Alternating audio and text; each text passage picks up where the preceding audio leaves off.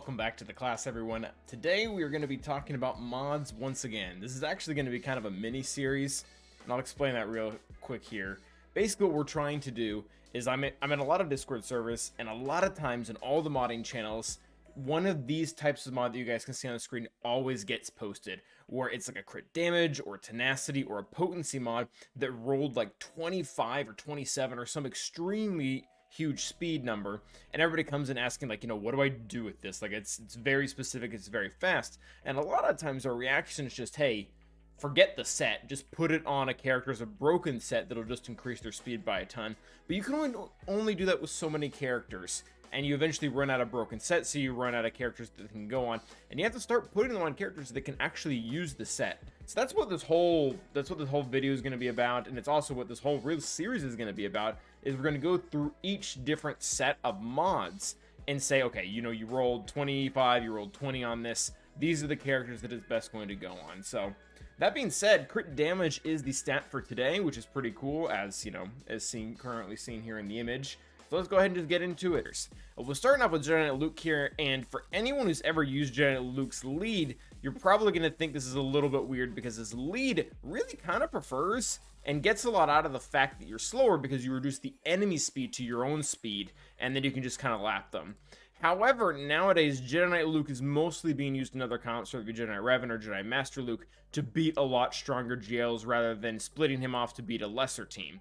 And you really need a ton of speed, quite a bit of speed on him to make up for that, but at the same time, you don't want his damage to suffer because of it. And because he has such a low base speed, is one of the lowest base speeds in the entire game, you really don't want a speed set on him. You want to have, a crit damage or an offense set on him to really get through that. And I really do like the crit damage set on him, just because Jedi Knight Luke specifically, have a bunch of ways to get offense outside of their kit that you can really complement it with the crit damage. He has ways of getting it through his specific buff that I don't remember the name of. You can get it through Hoda or just a few other ways as well. Bastila also gives offense up. So he's a great candidate for crit damage, as well as having the speed, he can really use it. Next character up, we're going to go keep it in the family, apparently, with Jedi Knight Anakin. And this one's really simple, and it's really, really effective, having fast crit damage on him. So nowadays, Jedi Knight Anakin is mostly being used in the Qui-Gon Jinn comp, where you are getting a ton of offense via speed being converted with Qui-Gon Jinn's lead. So you want Jedi Knight Anakin to be fast because he gets a lot out of the speed. Not only is he taking more turns with it, but he's also doing a lot more damage with it. And that being said, the crit damage multiplies by a very large factor the amount of damage that he's putting out. Whereas if you were to put like an offense set on him, it would be extremely lower because you're already getting like 4 times the amount of what is already his physical offense. You don't need more offense via mods. You need crit damage because that's going to multiply on top of what is already being increased by, like, 30% his speed or whatever, or 30 times his speed. It's a lot of damage. So yeah, that one's very, very simple. He also has ways to pretty consistently crit by giving himself, or really, the whole team, critical chance up for 2 turns. So really, really great candidate for, being speedy and at the same time being able to take advantage of that crit damage and just wiping out an entire team. Next up is actually, I guess we're going to continue to keep in the family, and the same person actually is going to be Darth Vader. This one isn't quite as effective as Jedi Knight Anakin, but it's still pretty darn good. So the big reason that we're going for this right now is because of the amount of offensive gains that Darth Vader is already getting through other places in his kit.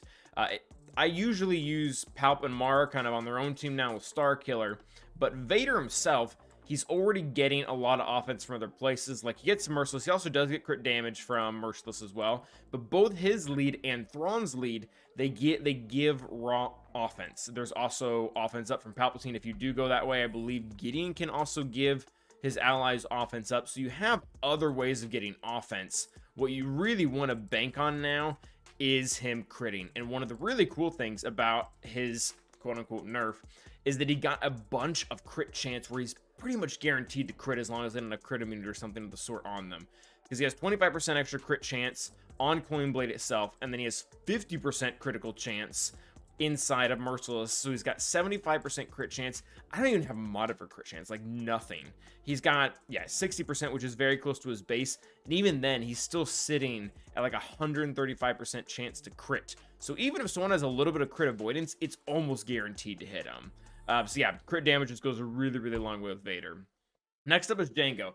Jango is honestly one of the ones that's a little bit more flexible, but he's a nice other option that you can use to complement as well. Similar to the other character we've talked about, they already have a good source of offense, and they also want to be fast. So Jango gets 15% increased offense here for the debuffs. His leadership actually gives offense to those with Bounty Hunter's Resolve. His unique pumps up his, actually I think it's in his, yeah, it's in his contract. Gives him 50% offense. So he has a ton of ways to already hit really hard, and similar to Vader as well, his crit chance is also pretty darn high, so you can really count on those attacks critting. So that being said, he's another great candidate. I think the speed is a little bit more important for Jango, because a lot of times, especially in 3v3, we use him on the nuke comp. And the nuke comp, one of the reasons why it works is because you just end up lapping and lapping and lapping the other team, because of how extortion works, how it decreases the enemy's speed. So the faster your Jango is, eventually he starts taking like 2 to 3 turns that the enemy takes, and he gets to constantly use all of these. The stagger on them really helps keep everything under control. And then this is very, very helpful. The reducing 25% max health stacking if they have a debuff. That's how you get down to killing Nest. And it's really nice for him to keep taking turns so that it actually can keep doing that. I guess I should say in here, there are a small amount of people, I think this is probably more relevant to mid-game, that like to run a very slow Jango actually to kind of trap people who use either Troopers or CLS. Because then he starts with his contract under a lot of Separatist leads, including Newts.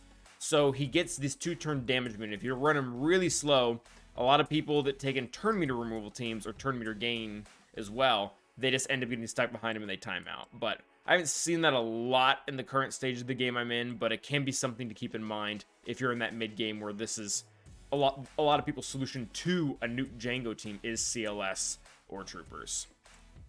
And last but not least, we have Raid Han. Again, we're looking at similar factors as the other characters. He has a bunch of ways to get critical chance. It's natural to his kit. It's both in his unique, it's in his mastery as well. He gets it from this buff if you choose to use it. And he also gets it from Chewbacca because he gets guard. So he has tons of ways of getting crit chance, and his base isn't even that bad either. Yeah, his base is 87, but after you include all those other factors, it's a lot closer to 140%. So very similar to Vader, you're gonna crit almost every time, so that crit damage does go a long way. He also has other factors in the battle that already give him the offense that he needs, so really what you want is a high multiplier. You want to have a high multiplier in your crit damage. He's already getting offense both from Chewbacca sharing stats, and I believe CLS gives a small amount too. So again, great character to have crit damage on, and he also doesn't really hate being that fast. One of the most common counters to CLS on defense is the mirror, and while the mirror isn't guaranteed if you have a faster Han, you increase your chances significantly if you can get out there and you can stun their Chewbacca before they stun yours, or really before they do anything. It's just something that helps a lot when looking at that mirror, and I mean it doesn't hurt any of the other counters as well to have them faster.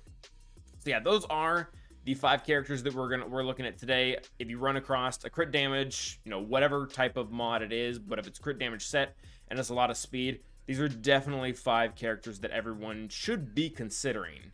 But yeah, make sure to like and subscribe so you can find the rest. We will be continuing this. Right now, this is speed and crit damage, but there will also eventually be potency, tenacity, crit chance, and so on and so forth. But thank you guys for watching, and as always, stay awesome.